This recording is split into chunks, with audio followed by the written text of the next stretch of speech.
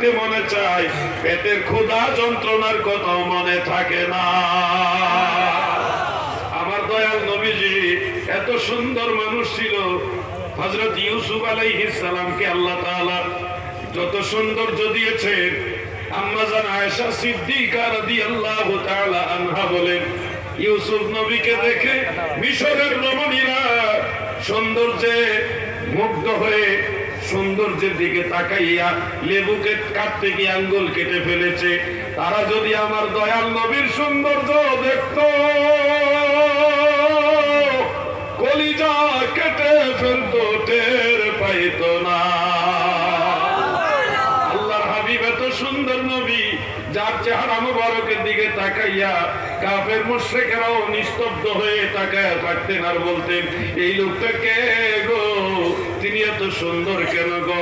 এই জন্য আপনাদের বলবো, আল্লাহর রাসূলের ঠোঁট মুবারক, জিহ্বা মুবারক, নাক মুবারক, চোখ মুবারক, হাত মুবারক, এগুলি দেখতে যদি আমাদের মতো, কিন্তু আল্লাহর হাবিবের সব কিছু, আল্লাহর হাবিবের জিসম মুবারকের সব কিছু হলো মুজিজা।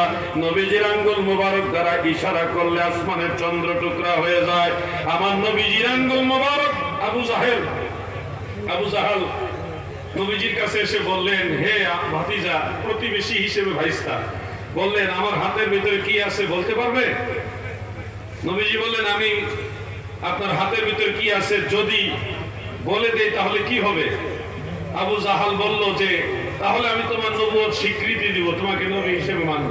নারে তাকবীর, নারে রিসালাত, আহলে সুন্নাত ওয়াল জামাত, পীর সাহেব হুজুরের আগমন, নারে তাকবীর, নারে রিসালাত।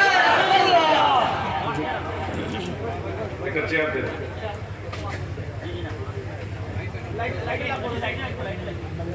ধীরে ধীরে একটু জিকির করেন, লা ইলাহা ইল্লাল্লাহ, মুহাম্মদ লা ইলাহা ইল্লাল্লাহ, হাসবি রাব্বি জাল্লাল্লাহ, মা ফি কলবি গায়রুল্লাহ, ওয়া নূর মুহাম্মদ সাল্লাল্লাহ, লা ইলাহা ইল্লাল্লাহ, জোরে লা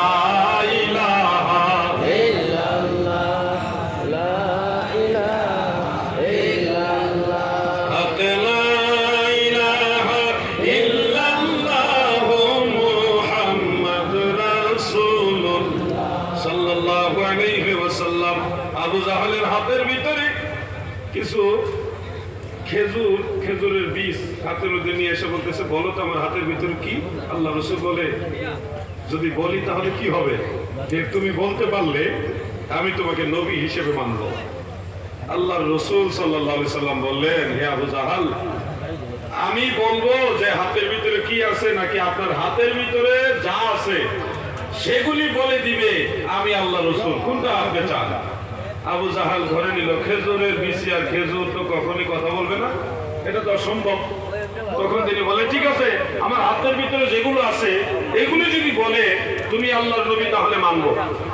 এখন আবু জাহালের হাতের ভিতর থেকে কালেমার আওয়াজ আসতেছে, আশহাদু আল্লাহ ইলাহা ইল্লাল্লাহ ওয়া আশহাদু আন্না মুহাম্মাদান আবদুহু ওয়া রাসূলুহু। কালেমার আওয়াজ হাতের ভিতর থেকে আসে। আবু জাহেল এইগুলি হাত থেকে ঝেড়ে ফেলে দিয়ে বলতেছে, মুহাম্মদের জাদু আমার হাতের ভিতরে গিয়ে ঢুকে গেছে। নাউযুবিল্লাহ।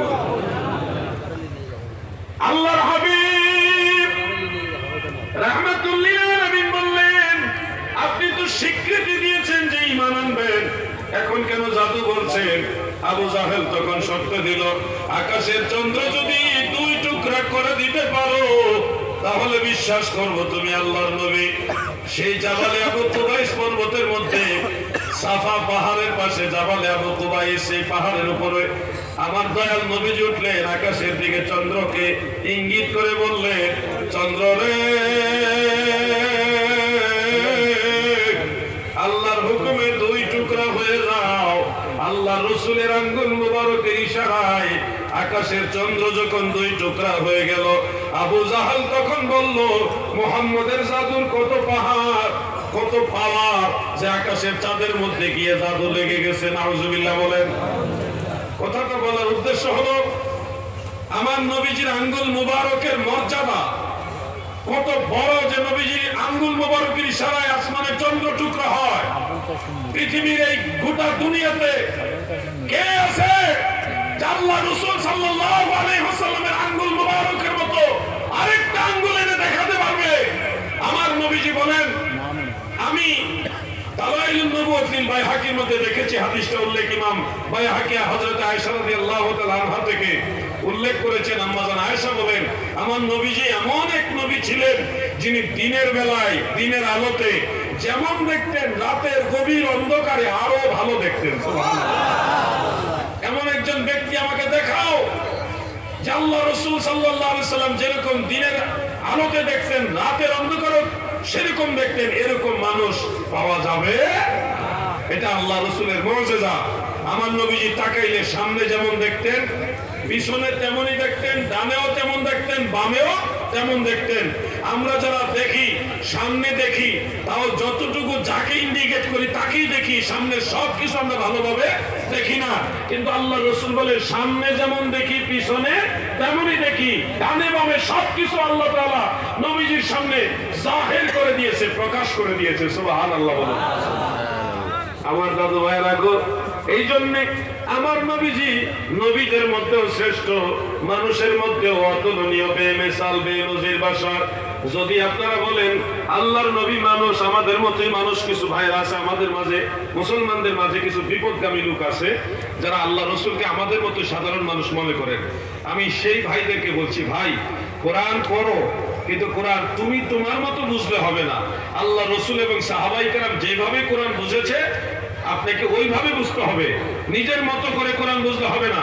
যেমন কোরআনুল কারীমের একটা আয়াতে কারিমা রয়েছে সূরা কাহাফের 110 নম্বর আয়াত এবং সূরা হামিম সাজদার 6 নম্বর আয়াত। সেখানে আল্লাহ তাআলা বলেছেন, আমার সাথে তিলাওয়াত করুন, বিসমিল্লাহির রাহমানির রহিম, কুল ইন্নামা আনা বাশারুম মিসলুকুম ইউহা ইলাইয়া আন্নামা ইলাহুকুম ইলাহু ওয়াহিদ। নবী গো,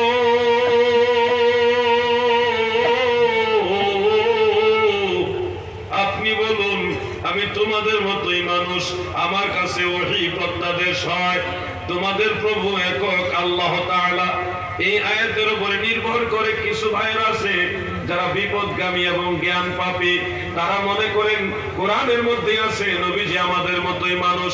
সেই ভাইদেরকে বলবো, কলিজার ভাই আমার, আল্লাহর রাসূলের ব্যাপারে কথা বলতে গিয়ে হাজারবার চিন্তা করে কথা বলল, কারণ নবীর সাথে যদি বেয়াদবি হয় তোমার দুনিয়া আখিরাত বরবাদ হয়ে যাবে। আমার ভাইরা গো, এখানে আল্লাহ তাআলা নবীজিকে মিন করে আদেশ দিয়েছেন, কুল আমরে হাজির মারুফ ওয়াহিদে মুযাক্কারের সিগা। নবী গো, শুধু আপনি বলুন, আমি তোমাদের মতো মানুষ, ইন্নামা আনা বাশারুম মিসলুকুম, নিশ্চয়ই আমি তোমাদের মতো মানুষ। ইন্নামা দ্বারা খসর করা হয়েছে খাস ভাবে। নবীজি যেন বলেন যে আমি তোমাদের মতো মানুষ। আমার বাম পাশে যিনি হুজুর বসা আছে, হুজুর যদি আজকে বলেন মুনাজাতে অথবা আলোচনাতে, যদি বলেন এই দুনিয়ায় আমার মতো গুনাহগার আর কেউ নাই গো, এইভাবে যদি হুজুর বলে, বলতেই পারে যে আসমানের নিচে জমিনের উপর আমার মতো গুনাহগার আর কেউ নাই, হুজুর এটা বলবে, এটা বিনয়।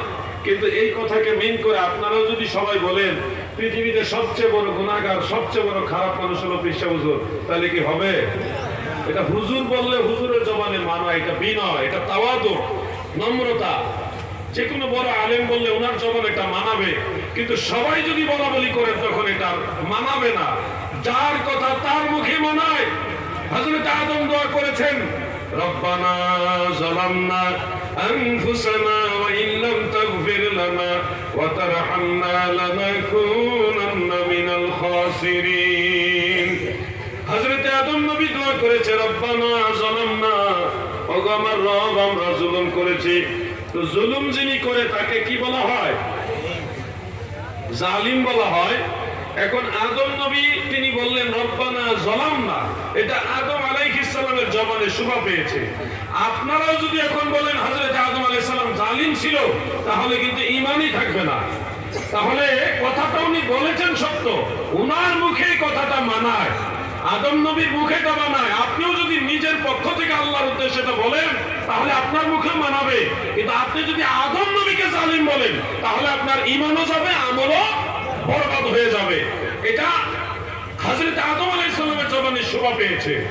ইউনূস নবী মাছের পেটে একটা দোয়া করেছিলেন, নিশ্চয়ই আপনারা এটা পড়েন, লা ইলাহা ইল্লা আনতা সুবহানাকা ইন্নী কুনতু মিনাজ জালিমিন।